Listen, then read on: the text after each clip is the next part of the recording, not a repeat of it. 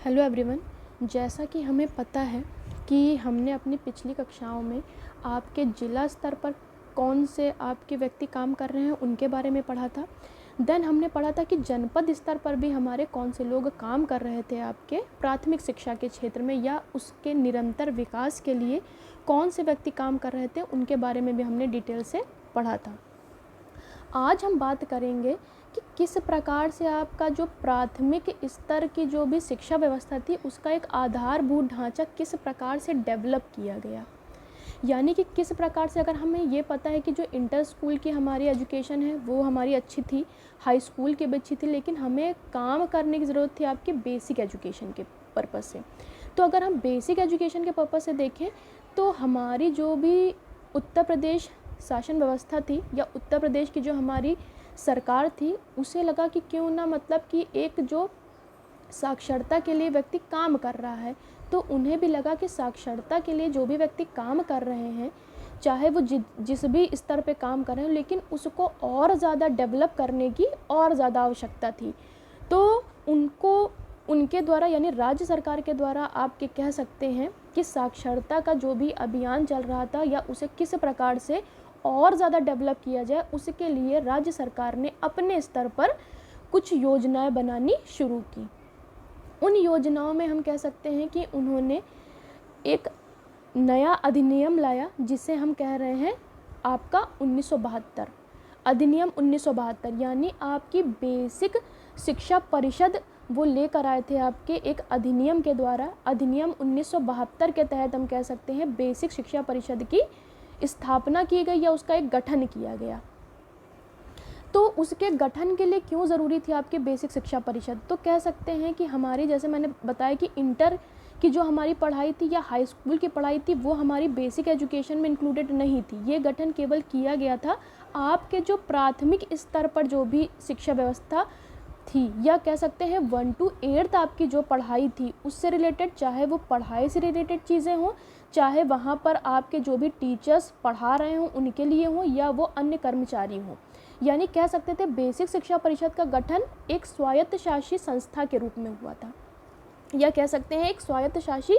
परिषद के रूप में हुआ था कि किस प्रकार से आपकी जो प्राथमिक शिक्षा व्यवस्था है उसको और ज़्यादा किस प्रकार से राज्य स्तर पर किस प्रकार से और ज़्यादा डेवलप कर सकते हैं, उसके लिए ये आपकी स्वायत्तशासी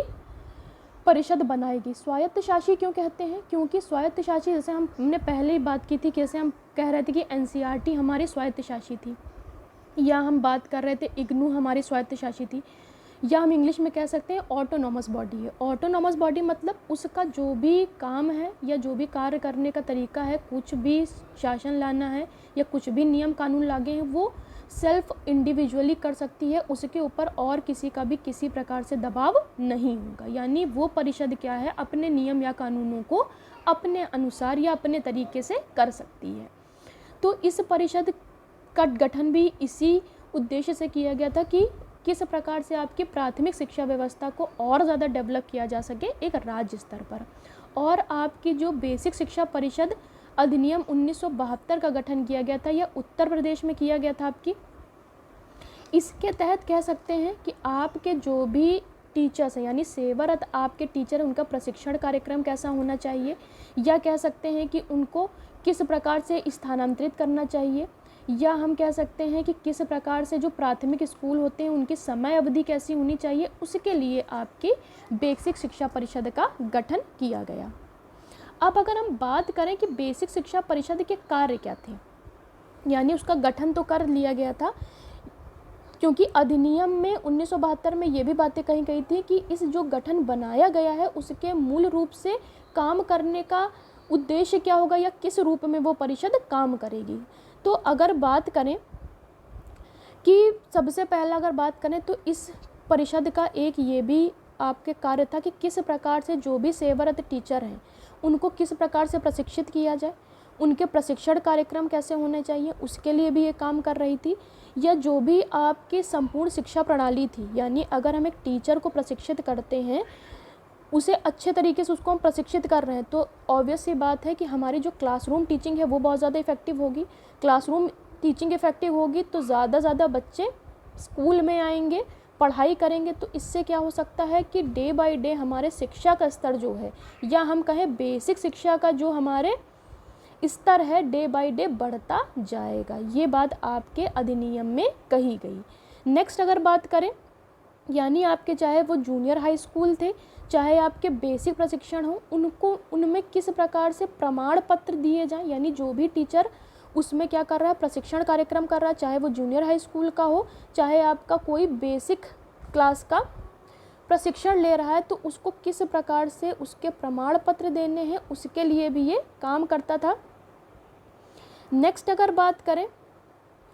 कुछ ऐसे प्रयोजन हो सकते हैं जिसमें आपके क्या हो सकते हैं, जिला बेसिक शिक्षा समितियां बनाई जाएंगी या नगर बेसिक शिक्षा समितियां बनाई जाएंगी, जो क्या करेंगी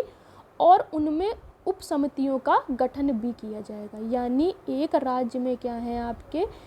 आपके कह सकते हैं कि जिला बेसिक शिक्षा समितियां, यानी एक डिस्ट्रिक्ट लेवल पर भी शिक्षा समितियां बनाई जाएंगी, और कह सकते हैं एक नगर बेसिक समितियां भी बनाई जाएंगी, जिससे क्या हो सके कि जो भी आपके एक बेसिक शिक्षा का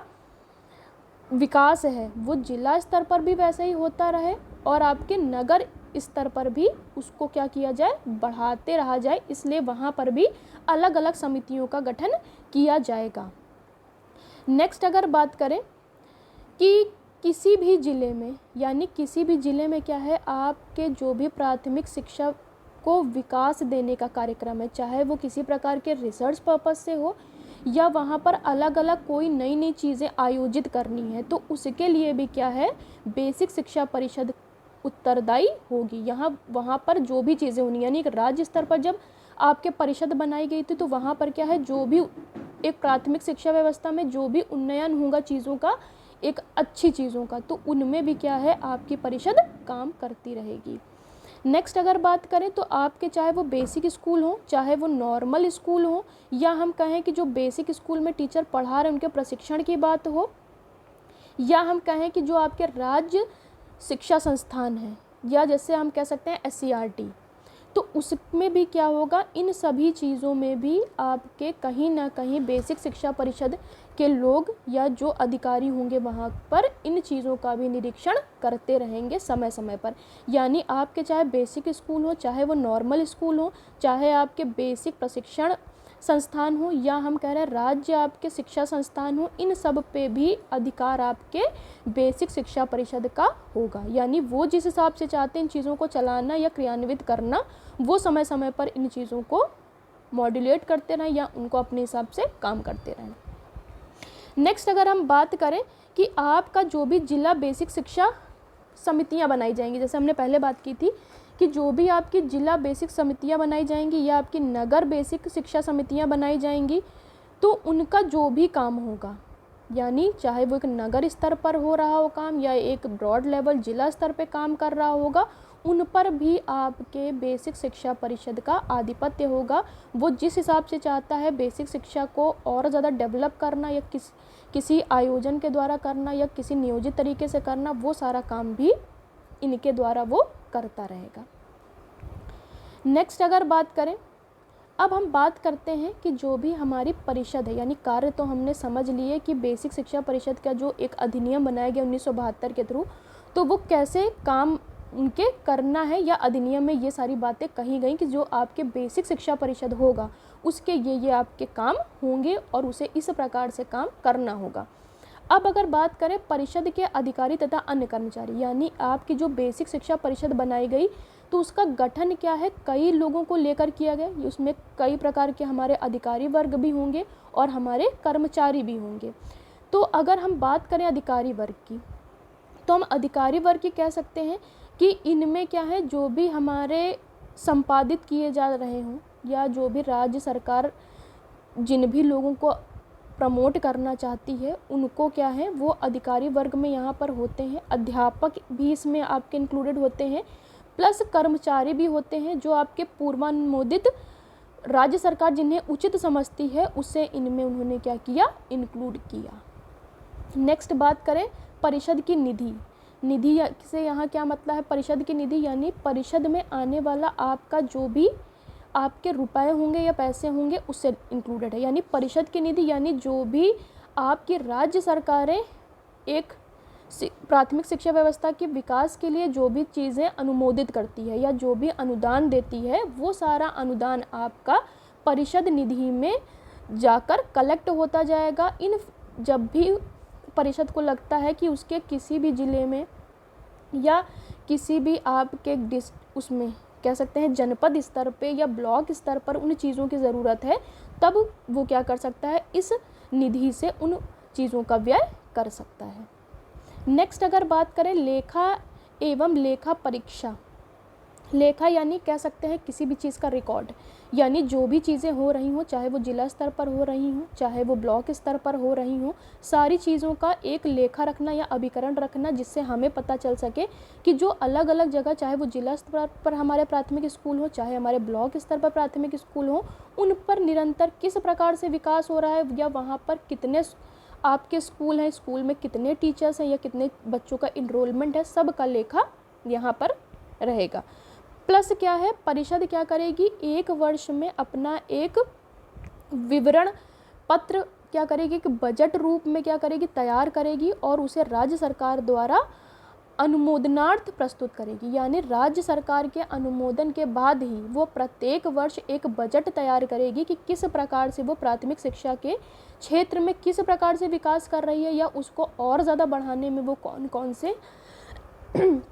कार्यक्रम कर रही है, तो उसका भी लेखा जोखा पूरा देती रहेगी। नेक्स्ट अगर बात करें कर्मचारियों का स्थानांतरण, यानी आपके जो भी प्राथमिक स्कूल में टीचर्स काम कर रहे होंगे, उनको किस प्रकार से उनका स्थानांतरण करना है, उसके लिए भी परिषद उत्तरदायी होगी। नेक्स्ट अगर बात करें जिला बेसिक समितियाँ, जिला बेसिक शिक्षा समितियाँ, जैसे जो जिला स्तर पर आपकी परिषद के द्वारा जो भी समितियां बनाई जाएंगी, वो जिला स्तर पर आपके जो भी काम होगा बेसिक शिक्षा के क्षेत्र में वो भी काम करती रहेंगी। क्या कह सकते हैं कि प्रत्येक जिले में ग्रामीण क्षेत्र के लिए एक शिक्षा समिति स्थापित की जाएगी, यानी प्रत्येक जिले के ग्रामीण जितने भी क्षेत्र होंगे वहाँ पर हर एक आपकी बेसिक शिक्षा समिति बनाई जाएगी, जो ग्रामीण लेवल पे आपके जो भी प्राथमिक शिक्षा है उसको किसी प्रकार से और ज़्यादा बढ़ाना या उसमें क्या क्या चीज़ें इंक्लूड करनी है, उसके लिए परिषद काम करती है आपके जिला बेसिक शिक्षा समितियों के रूप में। नेक्स्ट अगर बात करें बेसिक स्कूलों पर नियंत्रण, यानी जो भी हमारे प्राथमिक विद्यालय हैं, यानी 1 to 8th क्लास के जो भी हमारे प्राथमिक विद्यालय हैं, उन पर भी नियंत्रण आपके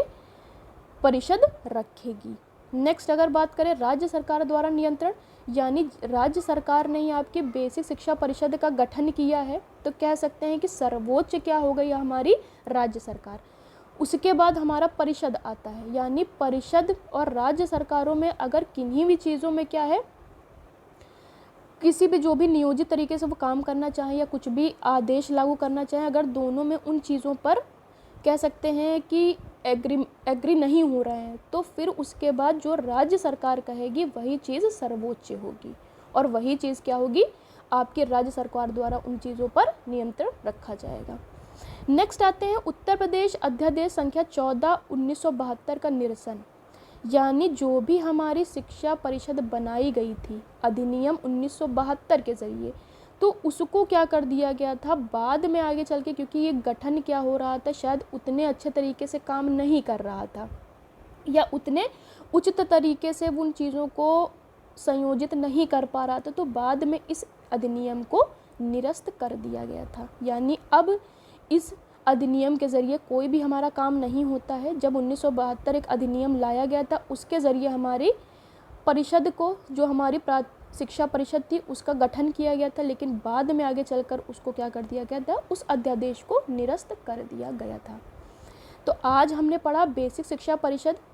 का गठन किस प्रकार से किया गया या उसके कार्य क्या हैं, या हमारा आपका अधिनियम 1972 क्या है। Thank you class.